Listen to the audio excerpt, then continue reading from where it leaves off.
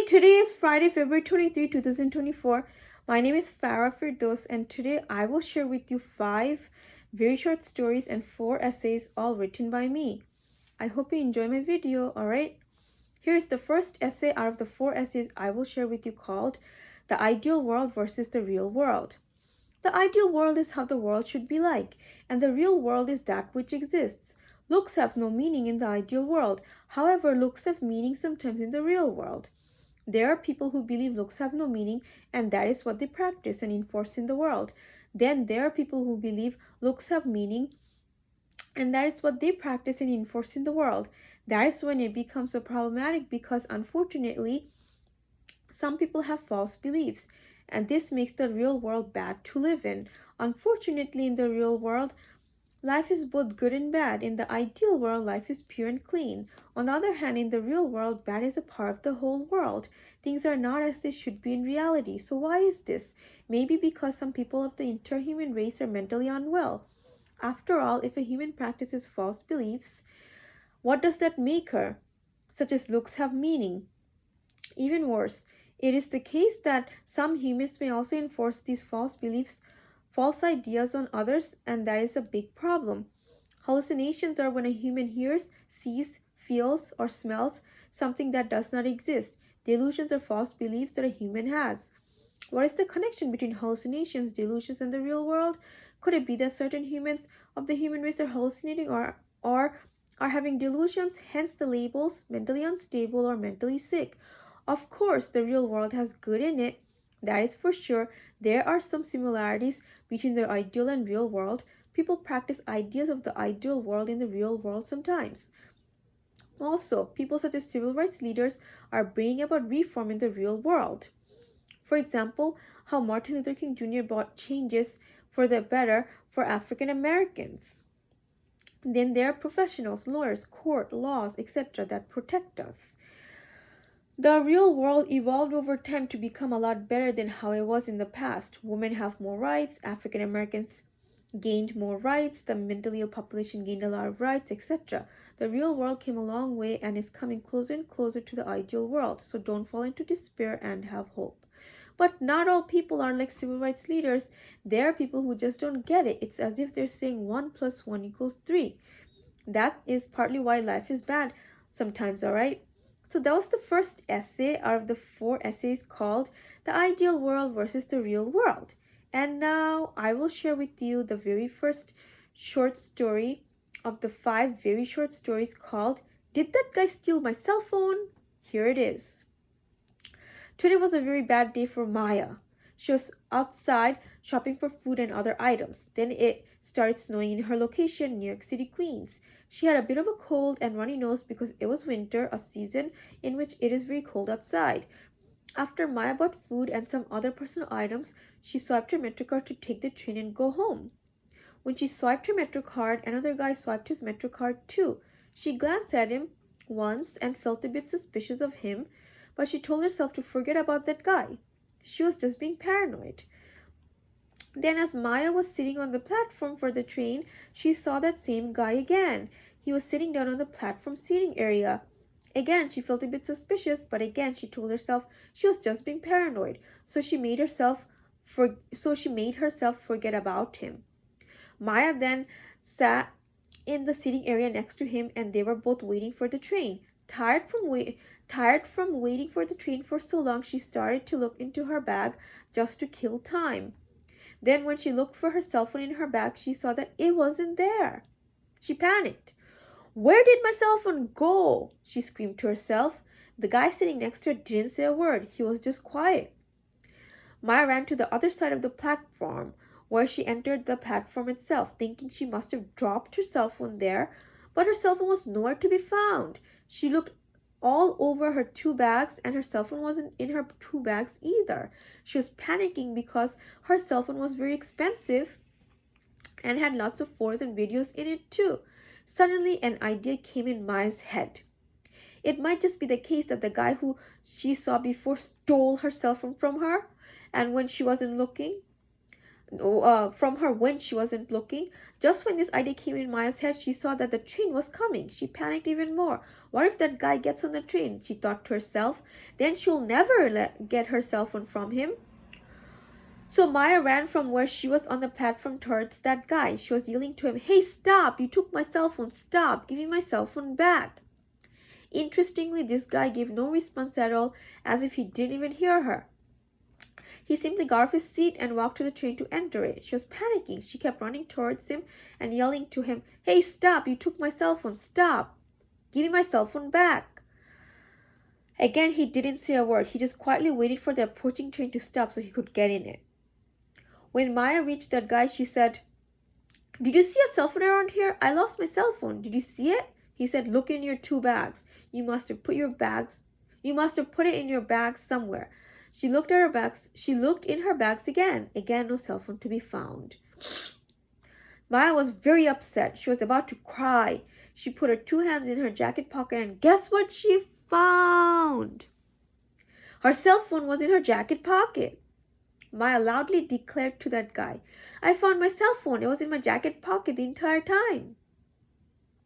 So that guy didn't steal Maya's cell phone after all. It was just a careless mistake on Maya's part, all right? So that was the first very short story out of the 5 very short stories called "Did That Guy Steal My Cell Phone?" that I just shared with you. And now I will share with you another essay. Here is the second essay out of the 4 essays I will share with you called "Living Life Based on What is the Correct Way to Live Life." Here it is. There isn't much mystery on how a human should live his life. That is because there is a correct way to live and an incorrect way to live. You just have to follow the correct way to live step by step, and then you are done. You see, there are 2 things that may happen. Either you are hypnotized or in reality. If you are hypnotized and follow what the hypnotized head tells you, that is the incorrect way to live life. When you are free from hypnotism, you tend to live life following the correct steps. For example, a beautiful girl may come in your visual field. This will hypnotize you. You will get ideas in your head of what you think this hypnotist, the beautiful girl, wants you to do. If you fulfill them, you will live the life that is incorrect. Then there is the correct way to live life. For example, eating 3 meals a day. You must eat to survive as a human that you are. If you eat, you are living life the correct way to live, and eating is just one example out of infinite. Other examples of steps to take to live life correctly are drinking 8 glasses of water daily, showering, sleeping well, wearing clean clothes, doing laundry, working, going to school, etc. Basically, taking care of yourself and fulfilling your responsibilities. So this is a very short explanation of living life the correct way to live, yet the point has been made loud and clear, all right? So that was the second essay out of the 4 essays I will share with you called Living Life Based on What is the Correct Way to Live Life. And now I will share with you another very short story. Here is the second very short story out of the 5 very short stories I will share with you called Recollections and Stories from Riding Buses and Trains in New York City. Here it is.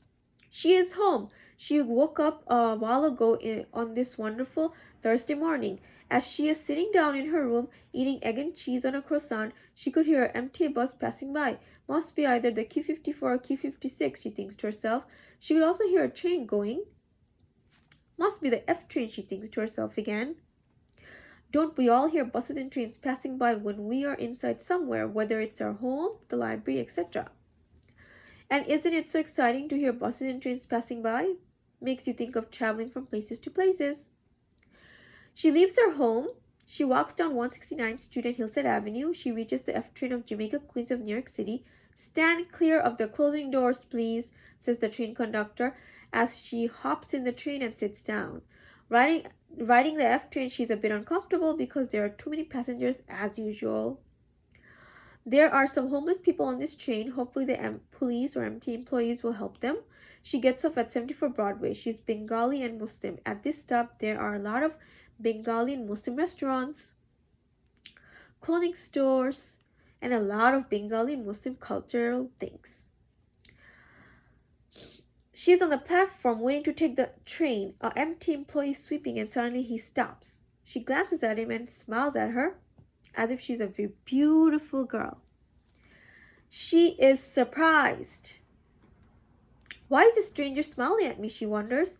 Then she's even more surprised when he asks her for her cell phone number. Of course, she ignores him, takes her train, and that is the end of this fairy tale. There are a lot of empty buses and trains, too many. It makes her feel psychotic sometimes, especially anxious. 4 trains at once coming to pick up passengers. Then there are the buses, sometimes 8 buses picking up and dropping off passengers at the same time, and everything is moving quick, quick, quick. All this causes anxiety in her. She gets ideas in her head to hop into a random bus just for fun. Of course, she doesn't. It is just a thought. She is riding the D train again the next day. Suddenly, her $500 cell phone falls into the tracks. She panics. Oh my god, how will I pick up my cell phone? She thinks to herself. Luckily, a MTA employee comes to her rescue. He was kind enough to go down to the track and pick up her cell phone for her. She thanks him with a big smile as he gives her the cell phone. Sounds like all people aren't so bad after all, she thinks to herself. Don't ever run for the bus. It is very dangerous. You could always wait because another one will come in a few minutes, especially in the winter in New York City. You might just fall and injure yourself and also others. There may even be a car accident. Why risk your life for a simple bus or train? Does that make sense? No.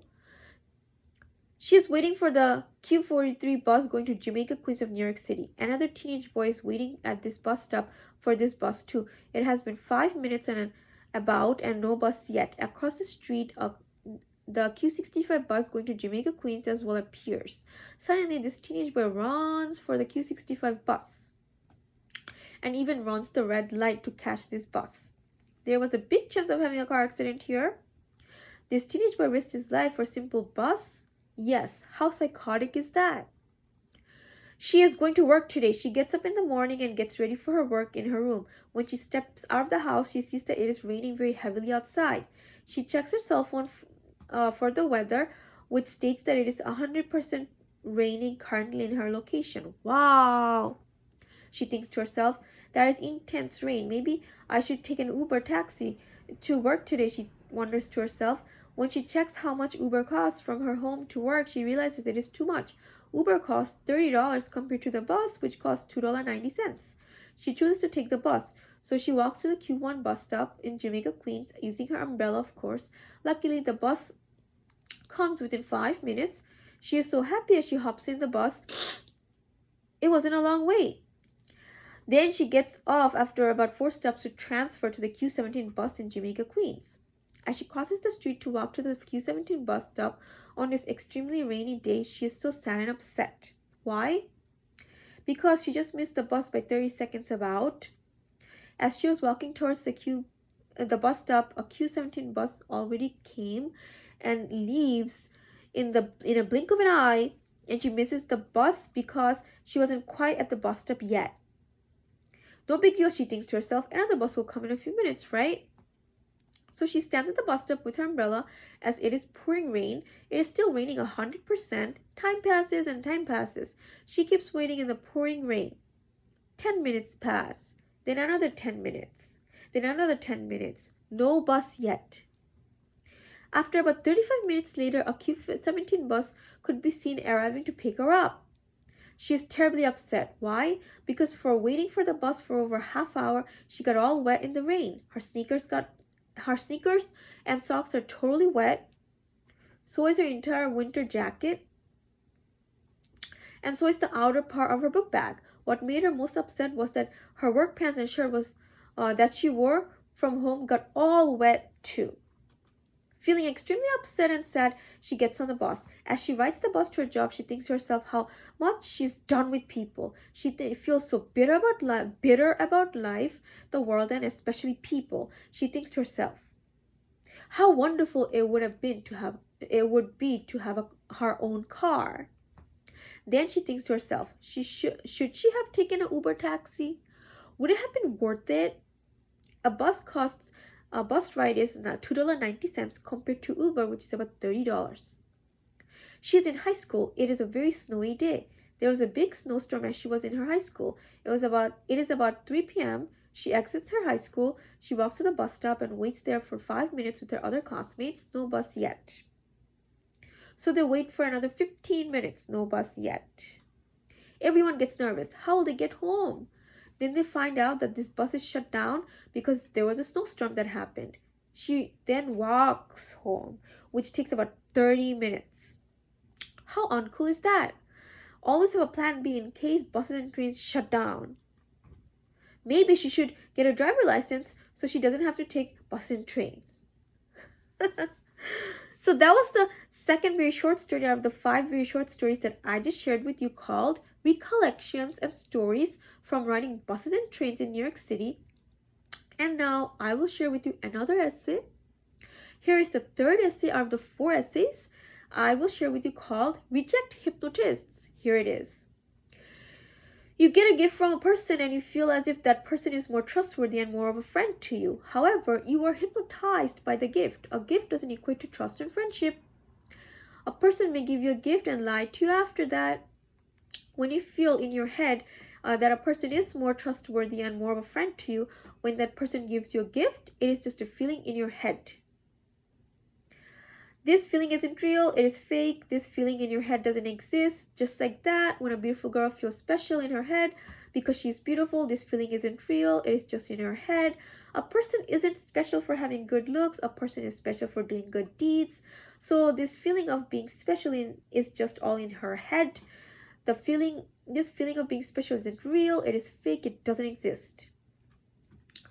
Both types of people are experiencing feelings in their head. The gift and the good looks are the hypnotists that are creating feelings in their heads that aren't real. Feeling trust and friendship as well as feeling special are just feelings. Just by having these feelings in the head doesn't justify or make them valid as well as real. There must be evidence to prove someone is guilty, and just feeling a person is guilty in your head isn't good enough. So, you getting a gift or looking good doesn't justify your feelings of trust or being special. The most important thing to understand here is that all of this is just in your head. There isn't anything there. You are just hypnotized by the gift and the good looks. So, if I come to you with good looks, how am I special to you? Or is it with doing good deeds for you that I'm special to you? And what justifies you being special for having good looks? It is important to understand that these feelings are just in your head and they aren't real. Moreover, when you reject these feelings others feel, it is a natural tendency humans have to get angry. Then anger will become the hypnotist and will be the new unreal thing that you are dealing with. Same applies. Again, the anger has no meaning. Facts don't change, you see. Facts don't change if a person is angry. No, no, no. So if first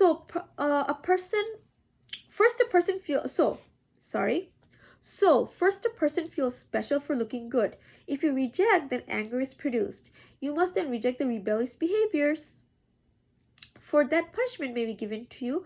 Then punishment becomes the new hypnotist, and it just keeps going on like that. One thing after another keeps being the hypnotist. And you just have to keep rejecting, and that is when you are okay. You are in reality. You are mentally stable, all right? So that was the third essay out of the 4 essays that I just shared with you, called Reject Hypnotists. And now I will share with you another very short story. Here is the third very short story out of the 5 very short stories I will share with you, called The Broken Container Pieces Are Inside of Me. Here it is. She woke up early morning on this wonderful Saturday. She took a long shower right after she woke up. She wanted to have a relaxing day after a stressful week. She wanted to simply eat her morning meal quickly and then take it easy for the rest of the day. Maybe meditate and just simply rest to have a relaxing Saturday. After her long shower, she got dressed and ready quickly. Then she went to the supermarket to buy food for the day. It was spring season, her favorite season of the year. And it was a beautiful weather as well. No rain and not too hot. She really liked the weather today. It took half hour to complete the food shopping. She purchased 1 mango juice, 1 guava fruit, 1 mango fruit, 1 cucumber, and a microwavable rice with vegetables, all ready made meal. Then she went home. She planned to eat the food, then meditate for the rest of the couple of hours. That is because it was Saturday with not much things to do and not much responsibilities to fulfill. So The first thing she ate was the microwavable rice with vegetables. To eat it, she had to prepare it. To prepare it, she read the instructions. The instructions said put it in the microwave for 10 minutes. So she opened the container. She opened the box that the container was in. The food came in a container. She noticed that the container was a little bit broken in the bottom, but was too tired to deal with it. She carelessly put the container in the microwave for 5 minutes. And then she took the container out of the microwave. She put the food from the container into a microwavable plate without noticing that the broken container pieces were put in the microwavable plate. She put the microwavable plate of rice with vegetables in the microwave for another 5 minutes. Once the food was ready to eat, she gobbled it all up. It was very good. It tasted very good to her. She loves rice with vegetables. That is why she ate it so quickly. And that is why she didn't realize the broken container pieces went into her body. She had no idea what danger she was in. She thought all was well. All was well. She continued to eat the rest of the food she purchased. She drank the mango juice, ate the guava fruit, ate the mango fruit, and finished with eating the cucumber. Then she finally got to rest. Suddenly, after resting for about 10 minutes, her stomach started to have a little bit of pain. And the next thing that happened, she was starting to throw up everything she ate. Luckily, there was an empty trash can right next to her. That prevented her from making a big mess, which then she would have to clean up. She threw up about 10 times in that trash can and in the toilet. She also got teary-eyed and was panting a bit too. The smell was very bad, and so was the sight of the vomit. Clearly something was wrong with the food she ate. Why did she vomit? She doesn't know. It could be the broken container pieces went inside of her, or it could be that the food was rotten. But maybe it was good that she threw up, because after that she felt well again. She was very lucky to survive from this danger. As they say, things could always be worse. But she learned her lesson in life to always be careful from now on and not careless. Alright? So that was the third very short story out of the 5 very short stories that I just shared with you, called The Broken Container Pieces Are Inside of Me. And now I will share with you the fourth and last essay, called It's All in Your Head. There is nothing there. You are just hypnotized. Here it is. So sitting down at Central Park on a bench on a Sunday morning, then other humans started to come to my area of this Central Park too. Who is the center of attention? No one. When you are around a bunch of humans in a specific place, with all the humans surrounding you, you may feel as if either you are the center of attention or one other human in that place is the center of attention. But the reality is that no one is the center of attention at any point in time, at any place. Being the center of attention doesn't exist. It's all in a human's head that he or she is the center of attention because that human is hypnotized. For example, when you go to a restaurant to eat breakfast or other customers are eating also, you may feel as if you're on the spotlight. You may feel nervous, anxious, etc. None of this is real. You are just creating all these things in your head. If you ignore what you feel in your head at these times, you are better off. If you don't ignore and live your life in a hypnotic state, you will only live the life of a fool. You may feel as if you are the center of attention sometimes, and other times your head will feel as if another human is the center of attention instead of you. It may be a beautiful girl, a child, etc. The same goes for other humans. Another human in your surrounding is never the center of attention. It is all in that human's head. It is the case that there is never anyone who is the center of attention. It is just a feeling in a human's head. There are many feelings and thoughts you may have in your head. If you are hungry, you think of food. That is the hypnotist for you. If your leg is in pain, then you think of pain. Pain is the hypnotist here. Just like you may create feelings and thoughts in your head, you may erase these feelings and thoughts too.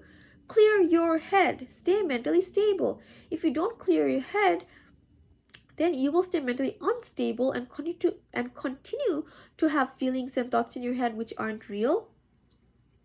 When you feel you are the center of attention or another human is the center of attention, in other words, you are mentally unstable. Your head isn't clear or stable. You are imagining things that aren't real, and it's all in your head. Just in your head. These feelings and thoughts aren't real. It is important to clear your head. The trick is to produce actions based on what are the correct actions to produce instead of based on what your hypnotists you feel want you to produce.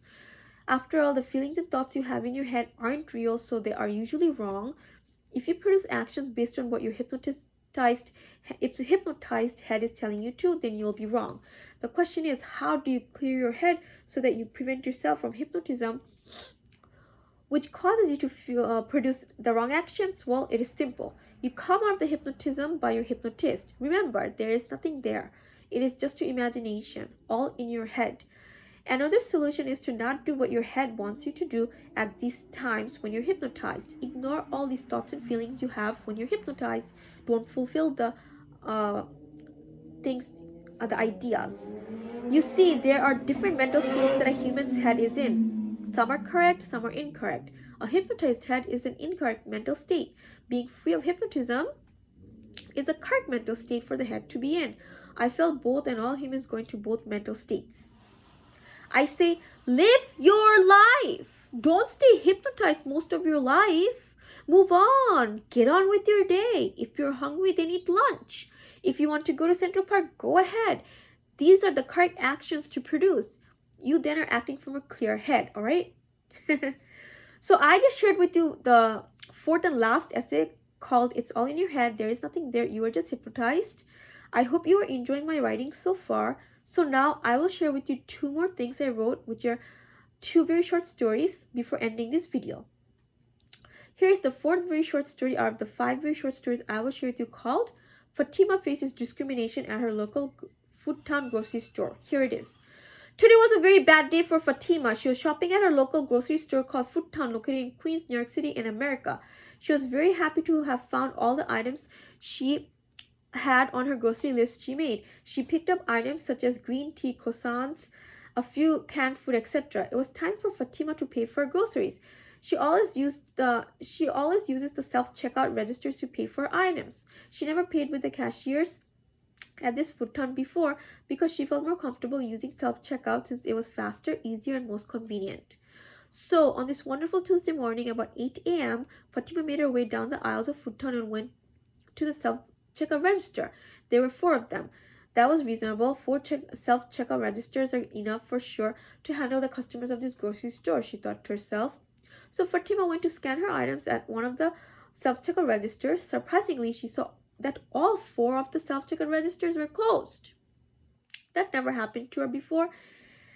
In the past, she always paid using self-checkout registers, so she politely asked the food town employee to allow her to use a self-checkout register. However, he said no. He said she must pay at register 1 with the food town cashier. Fatima politely asked him why they closed all 4 of the registers. He didn't answer. He was just staring at her in a very nasty way, as if he just stepped on poop. Fatima was confused. She thought to herself, I didn't do anything wrong, so why is he giving me such a dirty look? And then when Fatima asked this food town employee what time the self-checkout registers will be open, she was just curious, that's all. No other reason. And he didn't answer. He was simply quiet. He just ignored her, gave her another nasty look, and then walked away. So Fatima paid for her 15 items at register 1 with the cashier, and she paid the cashier the $31 cash. Fatima thought to herself how it wasn't such a big deal for Fatima to pay with the food town cashier or by herself at the self-checkout register.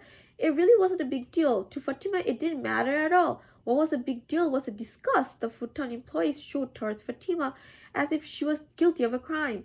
It made Fatima very sad to realize she faced discrimination today. That was what it was, discrimination.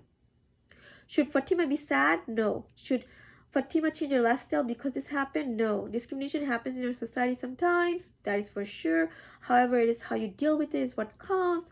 Fatima thought to herself. Well, just as Fatima realized she faced discrimination, she also realized she must move on with her life instead of dwell on this negative event. Yeah, it was a learning experience for the future to be more careful in the community because things could have been far worse. Sometimes people aren't even allowed in food town at all because the employees don't like them. Fatima could recall that happening to another customer a few months ago. Luckily, that didn't happen to her. She thought to herself, all right. So that was the fourth very short story out of the 5 very short stories called Fatima Faces Discrimination at Her Local Futon Grocery Store that I just shared with you. I hope you're enjoying my writing. Finally, here is the 5th very short story out of the 5 very short stories I will share with you called Deceit in the Library. This fifth very short story is also the last thing I will share with you before ending this video. Here it is. Enjoy.